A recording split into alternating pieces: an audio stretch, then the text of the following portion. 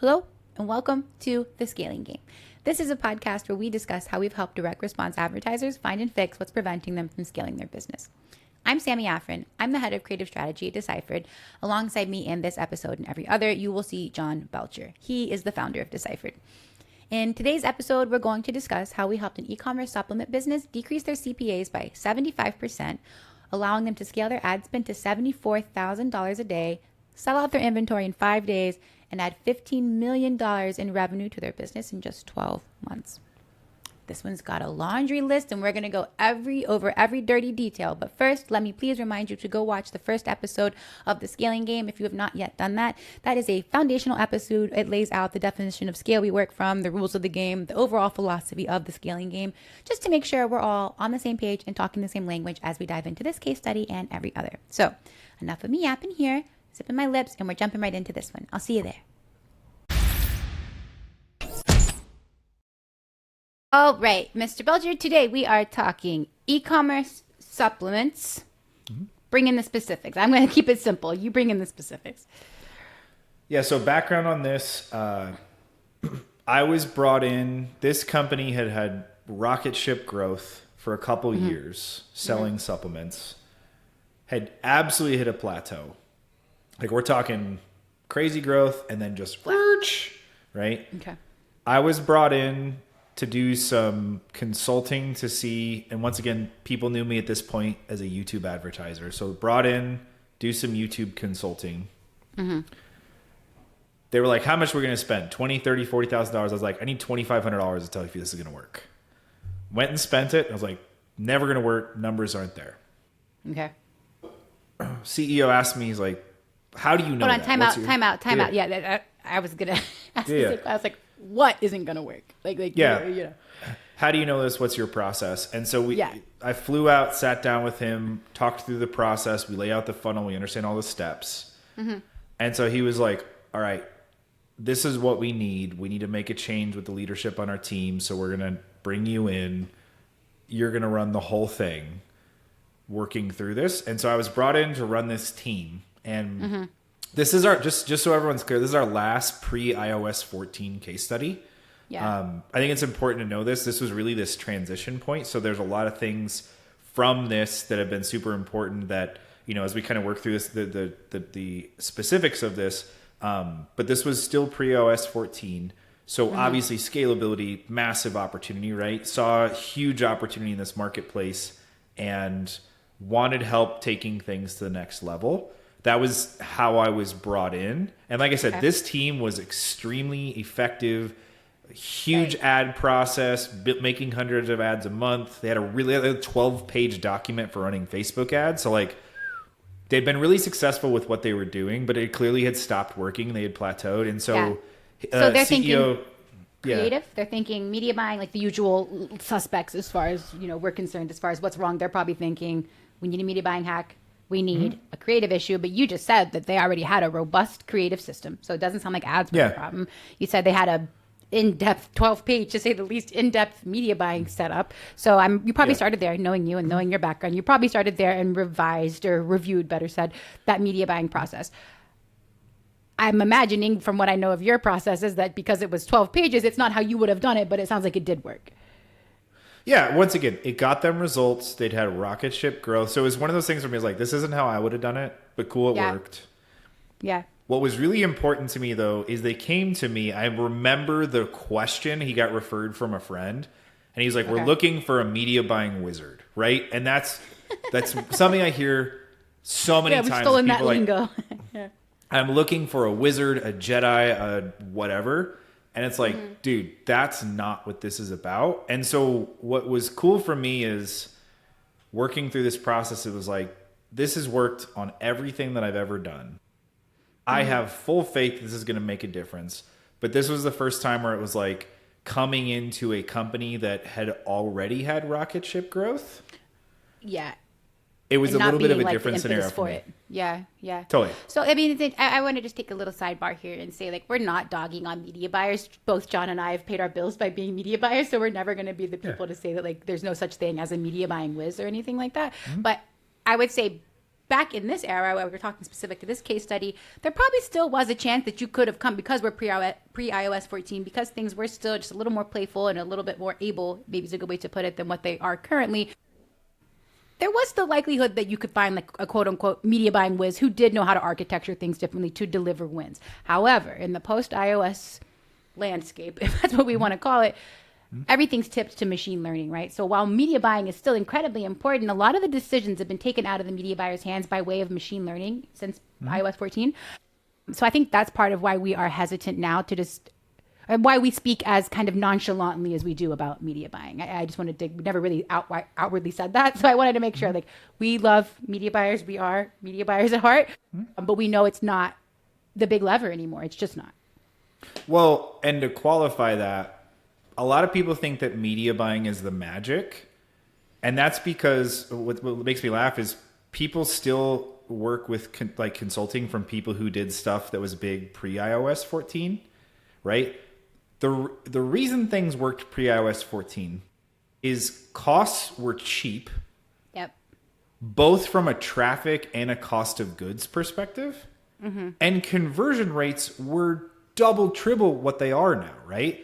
And so there's more things on the market. There at that time there was fewer options. Well, competition was all. You got to think 2020, literally 2020 was the first year where online advertising dollars spent was greater than that spent in traditional advertising media. And so literally up until 2020, which is post iOS 14, we weren't in competition with literally everybody. Now you're competing against Coca-Cola. Now you're competing against all these Fortune 500 brands that probably didn't have millions of dollars a month in ad spend on these networks like they do now. So it's just a completely different landscape. So I think that's also part of the reason why we call out the post iOS. Yeah. It is a different world now.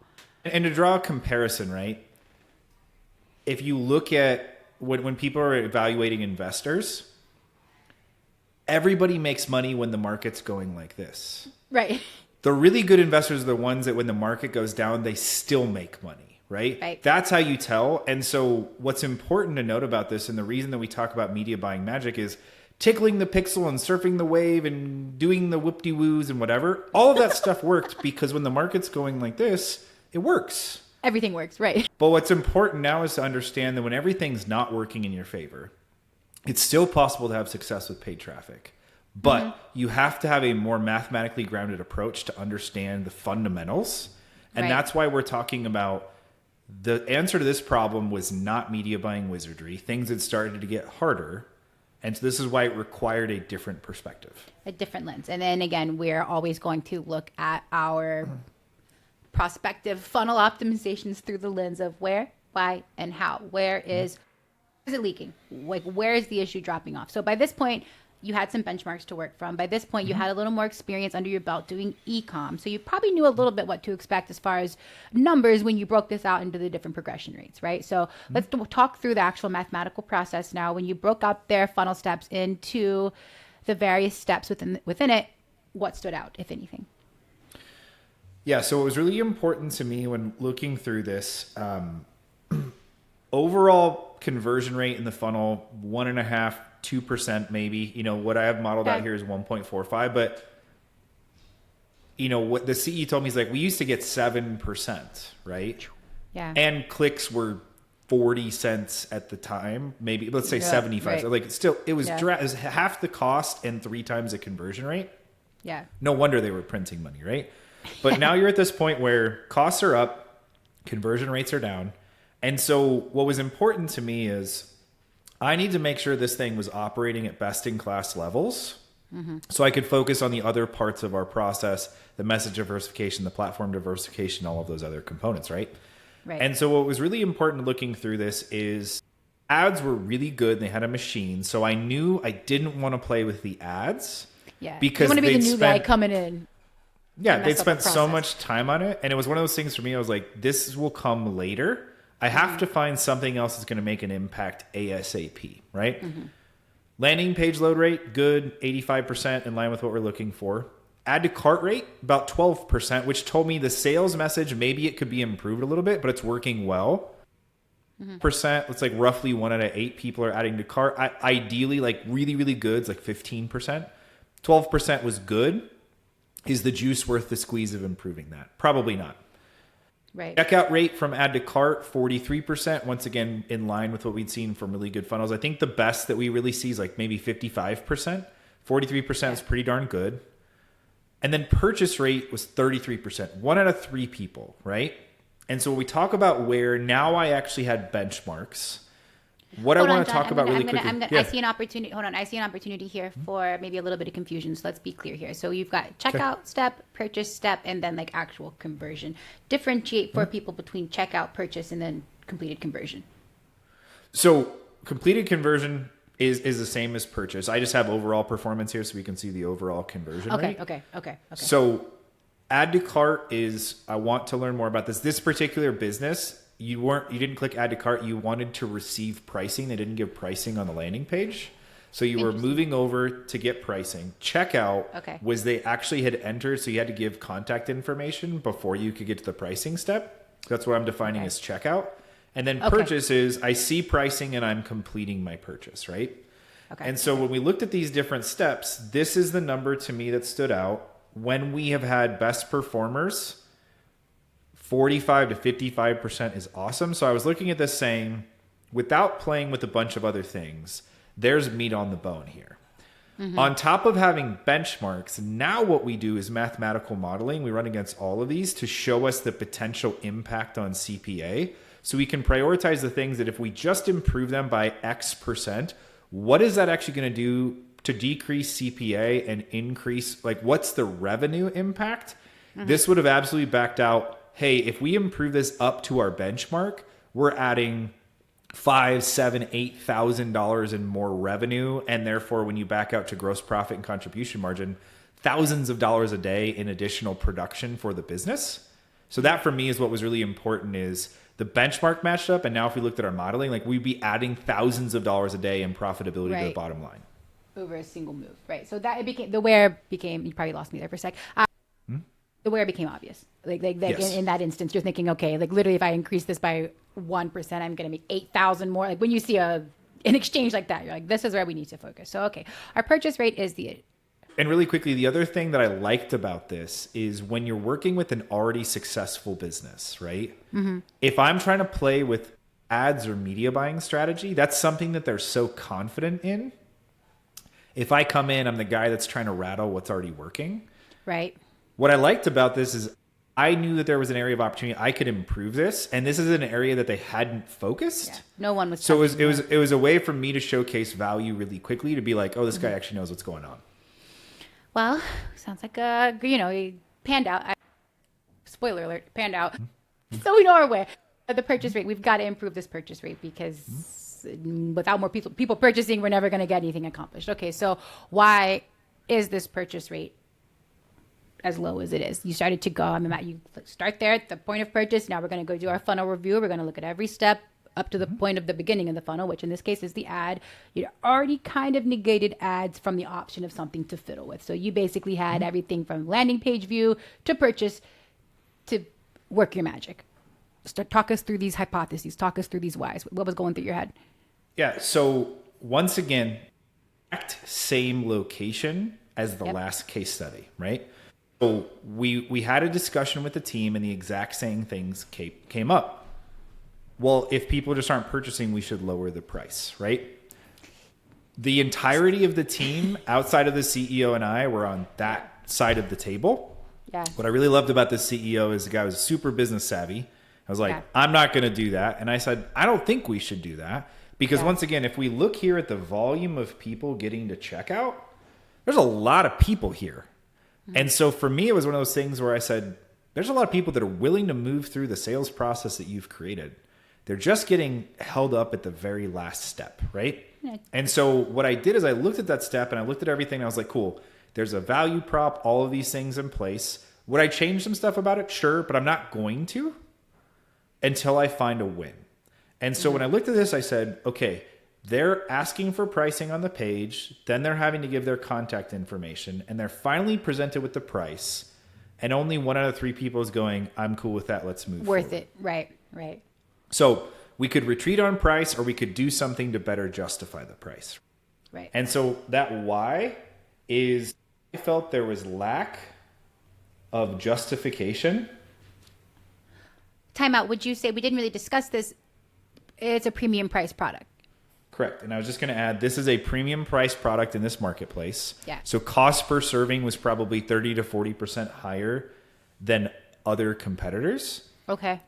And so for me, it was one of those things that like there was no justification. There was not enough justification for why this is worth the price that we're charging.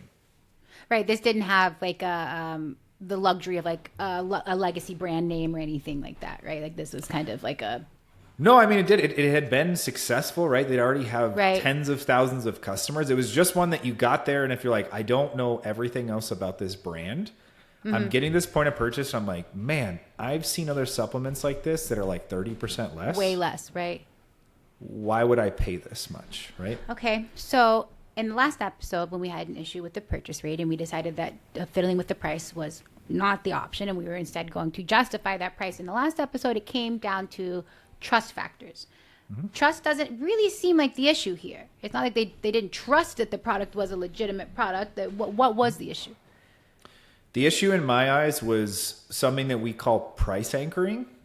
It was not showcasing the true value of what they were getting in the order. Right. Basically, what they were being saying is, here's the supplement and here's the price, right? Right. And so as we worked through this, my thing was having a discussion with the team, taking a step back. You guys have been so close to the sales process. It's worked so well. Just talk with me about what they get when they purchase, right? What's really important for me, and this is a little bit of a segue. This particular CEO was a huge fan of Russell Brunson. Russell's an awesome marketer. And what I like is when I find wheres and whys, I love looking at what other people do to successfully do things. This was right after Russell had come out with his Perfect Webinar book. And so knowing that the CEO was a big fan of Russell, I was like, let me just go see if there's anything here, because I know Russell had this idea, like it would be well received, right? Yeah.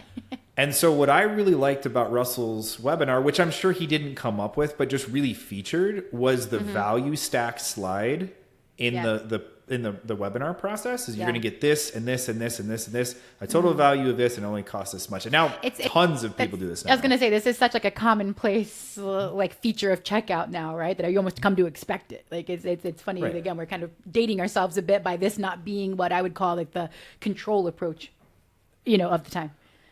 And so I just said, cool, let's take the same principle and let's apply it to the e-commerce scenario.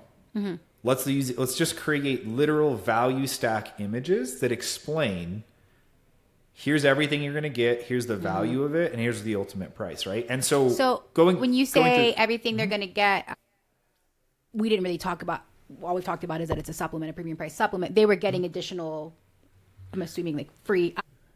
What were these items, these additional things? Like workouts, exercises? What are we talking about? Yeah, so this for me was really where I was like, what do you get when you buy? And I made them go through and list out every single item, right? There was recipe books, there was workouts, there was a huge Facebook community you got access to. There was all types of things. All in total, their justified value was over $1,000. Okay. That was included with the price of the supplement, right? Okay. And so I said, I told the CEO, I was like, you're an awesome salesperson. Do you see what's wrong with this checkout process? Right after we did this exercise, he's like, none of this stuff is listed. It's literally just the product and the price, right? Yeah. And so it was a very clear setup of like, let's just do a quick test. You guys have this custom checkout process. We're just going to put a step between contact information and the actual checkout. That's going to be this image that is, here's everything you're getting. Here's the quantity you selected. Here's the price, and here's how we show it to relative value, right? And so now all of a sudden we went from being a super premium price product to now being something that it's expensive relative to the rest of the market, but relative to everything you're getting, you're paying like 15% of the total value of this, right? And so I'm just gonna write down here on how this came down to value stack checkout. So again, and just to be clear, we've done this with tons of e-commerce businesses, and it works. Yes. Because, and once again, this isn't going to be a holy grail for any e-commerce business, right? Because if your problem's not located right here, but this is something that's like, go show people everything they're getting when they're going to purchase from you. Yeah, there's an element of sometimes, especially like you said, when you're working on an offer time and time and time and time and time and time again, sometimes there is like so much value and almost pulling back to basics and Yeah. really kind of just stripping down things, really pulling back, take away the search for new angles, take away the search for new messages and the reach for new and like just strip it back to the bare bones of your offer and see if you are actually offering the best of your offer through your sales message. That practice alone, that process alone is invaluable if you're at a scaling plateau or otherwise. It's only going to help you understand your business better, right? Sometimes, again, that idea of it doesn't have to be this big, crazy, nuanced, never heard of, never seen before process. It can be quite simple. You just have to do it. And this is honestly why I think I was successful in this scenario, but really why we're successful overall. The reason we call ourselves Deciphered is we help you take your business data and all of the information about your sales process. You're kind of stuck in the forest, the trees, so it's hard to see the forest, right? Right. We're able to say, this is your problem. And as we go through and we evaluate with a fresh set of eyes, this is what we're seeing inside of this, to be able to put together a very quick test to find a win, right? Yeah. And so this was within my first 2 weeks of being with the company, going and getting all the data, looking at everything that was already running, having this discussion, putting together a hypothesis, putting together an action plan. Hey, this is what we want to go test. Can we do something here to make this a big difference inside the business? Mm-hmm. Well, did it make a big difference inside the business? It did. It made a difference. Yeah. It's not the mega move, which we'll discuss here in a second. Yeah. But what I want to showcase here is, so we went from 14 to 20, right? And then we went from 104 to 76 in CPA. And we went from like 1.5 up to 2%, right? So we improved. Sorry, this is going to be terrible to read. But anyway, it made a difference in a way that what was important for me, once again, with this team was they've been successful. I don't want to come in and fight over the stuff that they already feel they're experts on. I want to make a quick win that produces a result. So now I can come back and critique the rest of the process, right? So when we talk about the particular difference that we made here, from a profitability perspective, we absolutely improved profitability. This company did not want to pocket the dollars. They wanted to grow. So this was absolutely a play for volume. Okay. Now, when we talk about this particular optimization, was it a big deal for the algorithm? And was it a big deal for diversification? The answer to that's no, right? Yeah. It didn't make game-changing differences, but it made enough of a difference that they go, okay, this guy knows something. Yeah, what else you got in that pocket of yours? Exactly. What else you got? And so that was, I now could come back and now I had something to stand on. Yeah. Which was, I know what I'm doing. Give me a shot to come in and look at the rest of the business, right? And so what I did is I came in here and I said, I looked at the ad library and they had hundreds of ads. My concern with the ads was that they were all use case focused. So there was a ton of ads. This was a product that was consumed throughout the day. And so there was a lot of recipes, right? Which was great. I can use it like this, or I can do that. I can make a shake. I can make balls. I can do this or that. But for me, it was kind of like missing the core value prop for the audience, which is, why do I need this product at all? So when we talk, one thing that we'll talk about from time to time is breakthrough advertising. I have it right here on my desk. I'm going to pull it up to show it so everyone knows that like this is a real thing for me. Breakthrough Advertising by Eugene Schwartz, written in 1966. One of the most fundamental copywriting books, talking about stages of awareness, right? If you were already in the market for this supplement, the ads that were there were great because they showed you use cases on how to use the product, and now you understood the full value as you went through the sales process. But for me, the problem was we weren't reaching the bigger stages of awareness, the totally unaware and the problem aware. And so I wanted to make an ad that spoke to those people because that's where all of the big scale came from, right? Right. And so what we did is we went through and once again, 12-step foolproof sales letter process started there. And I remember this. This is one for me that sometimes when you write copy, there's moments that you remember of writing something that's going to crush it. You're like, I love shot calling. It's one of my favorite things. And the opening line that I wrote for this, what was really cool about this process is the on-screen talent was phenomenal. And the videographer / editor was tremendous at what they did. Yeah. So they helped me bring this message to life. But I remember I rewrote this first sentence. And I was like, that is going to absolutely crush it, because I got to know the audience. I got to understand who we were talking to. And experiencing this was so cool, because we went through and wrote the sales message, literally just block for block for block. Yep. Went through and so we had the script ready. We had a time to go out and shoot.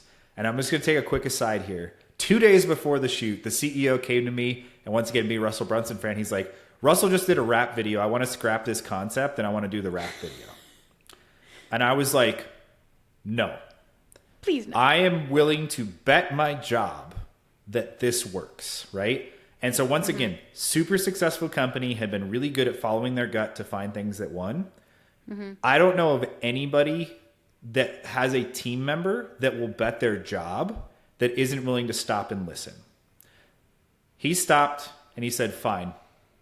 I'm not going to fire you if this doesn't work, but like, you've lost street cred with me if it doesn't. Right. And so I fought off hey, let's do the rap video. We went and shot this ad, and this was one of the most fun campaigns I've ever had. We were out on a trip, and we launched these in the morning, and I started our meeting, and I look at the phone like 30 minutes later. We spent $104 and we made 11 sales, right? That'll do. So for the AOV we're talking about, like, we are talking literally printing money. Yeah. We went from 0 ad spend on this ad to 5 days later, we were spending $76,000 a day. And we'd sold out all of the inventory in 5 days. They thought they had 3 months of inventory. We sold it in 5 days, if that tells you run rate, right? Yeah. We were acquiring tens of thousands of customers in that week, sold out, got more inventory, and kind of started from scratch. But what's really important to me, so we got to the point here where this CPA actually got down to about $25, right? Which was, conversion rate was massive, CPCs were lower, etc. So once again, profitability, like, Check, I don't know check, if I can give enough checks, right? When we talk about algorithm, this is where this came in. So we were making 500, 600 sales a day as we were working through scaling this thing up. And so what was really important for me is, this is where we talk about 50 conversions per ad set per day. And what I loved about this is we got away from the 12-page Facebook ads SOP, and we got down to my really simple A/B split tests, like able to scale stuff up. I remember one campaign had $30,000. From 12 pages to one sentence. Exactly. And so this worked super well. And then what was cool about this is we were able to go through and diversify this. So there was a couple things that were important here. Messages, SKUs, and then platforms. Now, this company had one hero product, and it was always the hero product. I'm pretty sure the lowest percentage we ever got to was like 68% of sales came from one product, but it was always like an 80%. Classic plus, 80-20. right? Yeah. Right. Okay. Yeah. We cookie cuttered the same messaging process with other SKUs, so we were able to make more sales with the things that we did. But just kind of like going through here, I'm going to once again pull, I'm going to pull this away a little bit so we can kind of talk about what the phases of scaling looked like for this company. So first thing, we came in and we had this right here. This is like purchase rate. Can you shift? We're kind of working on the right side of the screen a little bit. There you go. Yep. Okay. So purchase rate was our problem at this particular plateau. So like this was before me, was how they got here, right? Purchase weight was a problem. So we went in, we implemented that experiment, and this was just increasing spend to be able to go through and maximize, right? And I would say if we talk about like scaling in steps, this was a pretty short step, right? Pretty small. We're able to increase it a little bit, but nothing that was game changing. Right here, this was messaging. And this step, like, I don't even know if I could. A horizontal or like vertical growth, like, you know, something that's not even on the screen anymore. But right. This was the next phase, was getting to here, right? Yeah. But then what was really important about this is now they had this new frame of reference. And you and I talk about this all the time. Creative wells, this company had been doing this for a couple of years, and they'd done these recipes and these things, and their creative well was kind of dry. Mm-hmm. Coming in and shooting this ad and having so much success, went through and refilled the creative well. Mm-hmm. We never had an ad that performed at this level, but we were able to go get a bunch of different ads running that were all able to produce results at different levels. So this is where we talk about message stacking. Mm-hmm. Was super clutch. Used to have to really put a lot of thought into how to, again, give the same sales pitch effectively to people at different levels of awareness, to people who have seen your ad, who haven't seen your ad, who've seen your ad 3 times, who've almost purchased but didn't do it, right? That used to be a really huge part of like the ad ecosystem when retargeting wasn't so like machine learning driven as it is now. Mm-hmm. But I just, so people have something to kind of relate it to. That's kind of what message stacking is basically like figuring out the different messages you can put together to meet everybody that could be your potential client where they are at, and not expecting them to do the legwork to come to you. Yeah. And what I'll just kind of say here, that's a brief offshoot, right? Is when we talk about message stacking internally, it's really kind of shifting the avatar. So our hero ad was targeting one very specific person who happened to be this massive audience. Right. Now we look at how do we do this differently? So we target people. We have 3 types of angles: opportunity, end user problem, and existing solution problem.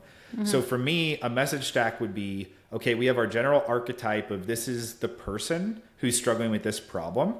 We want to advertise to them. But then it's, hey, you know, supplements are typically not a substitute, but kind of a step off from like the exercise person, right? Or the dieting or whatever. Mm-hmm. It's having that ability to say, a lot of supplements say they have 6 different things that they do for people. Mm-hmm. If we're going to go down that path, it's like, don't build one ad that tries to meet all of them. Build 6 different angles, right? Exactly. And they're not all going to produce at the same level, but they all will produce. And if you get them to all produce at your target CPA, now you have greater scalability because you have more lines in the water, right? We'll talk I'm sure one day we'll do a podcast about your greatest hits and one-hit wonders. I don't even know what to call that. Thought exercise? One day we'll talk about that. But basically, the work is to become a proven idol, a la Taylor Swift with 1 million Billboard, hits, not just like the people who made the Macarena and had 1 hit. Like you're trying to be Taylor Swift. Exactly. It's a good way to put it. And it showcases when you diversify truly how much bigger you can get, right? 100%. So when we talk through this, I added 1 extra rung to this scaling ladder. Normally, platform diversification would be a really big focus, and it was, but we didn't find a ton of success on other platforms. So we did a little bit on YouTube. We had some success with demand gen, but it really, or sorry, not demand gen, Google Display Network, but Facebook really was the primary component. That's where their audience that worked so well, right? Yep, that was where their audience was, and they had a huge Facebook community. So it's kind of one where it was like, from a platform perspective, this particular business wasn't going to get big off of other channels. If I had the knowledge I do now with native, maybe native would have been a bigger deal. Even a huge part of our diversification, I guess, thought process when thinking about how to do it for our clients, it's not, okay, well, you want to be on TikTok, let's go put you on TikTok. The first question we ask is, where's your audience? Mm-hmm. And if your audience is only really on Facebook, then why the hell would you spend ad dollars anywhere else, And that seems like that was the case here. Yeah. So once again, we tried other platforms. Actually, TikTok was new right when this was coming around, and we weren't actually able to advertise this supplement on TikTok, which would have been another good network, but we weren't able to advertise it there, right? So it's one of those things where it was like, there wasn't a whole ton of scale that came from platform diversification. So my question was, how do we keep growing with what we have? We don't do a ton of talking about AOV and LTV growth. Right. But this was one of those, and we love it, right? So it's a huge part of something that we optimize, but it's more of a back end thing that you need the front end really dialed in before you get too deep into it. It's not our main area of focus. But with this particular client, so right here, this was an opportunity. So once again, we're good at what we do, but we don't do things in a silo. This company was really smart in the fact that they had been rolling out different flavors of the supplement for limited batches. And so they increased the lifetime value of their existing customers by having more flavors available. But something that was a big deal for me was we would have some extra inventory and we didn't want to list it on the site to say these flavors are always available. And so what we did is I came up with the concept of why don't we only offer these other flavors in the upsell process? And we offer them at full price. And so that's something here that allowed us to do this. We had a really high take rate. And then on top of that, I'm having a fire alarm go off in my building right now. I don't know if it's real or not. Okay. I heard it. All right. I'm just going to have you mute and I'm going to finish this and then we can cut it however we need to. So we went through, we were able to leverage these unique flavors that you couldn't buy anywhere else. And a lot of times what people do in the upsell process is they offer discounts, right? So you're getting more revenue, but you're typically discounting your revenue. So you're adding a few dollars in gross profit with a okay conversion rate. So a lot of times what people do is they'll sell more bags, what have you. We did this differently where we sold more of the same product, but it was a different flavor. It was only available in the upsell process. It was a premium price because you couldn't get it anywhere else. And the conversion rates went from like an 8% upsell take rate to like 25. And so this was another one for us that was a massive increase. If you have unique products that are not available everywhere all the time, going and adding these to your upsell process can massively increase average order value. And so this was kind of the thing that took us to the next steps.